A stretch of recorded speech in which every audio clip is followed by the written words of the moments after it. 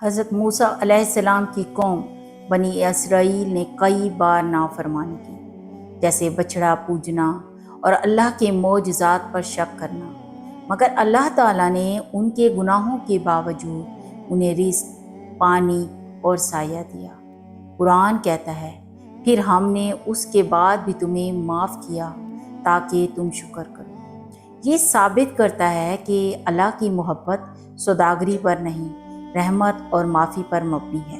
गुनाहों की वजह से अल्लाह का रिश्ता बंद नहीं होता, बल्कि वो हमेशा लौटने वालों के लिए दरवाज़ा खुला रखता है। बस एक कदम पलट आना काफ़ी है, क्योंकि वो रब है जो 70 कदम बढ़ाकर हमारे करीब आता है। हम नाफरमान होते हैं और वो फिर भी सांस देता है, रिस्क देता है, इज़्ज़त देता है।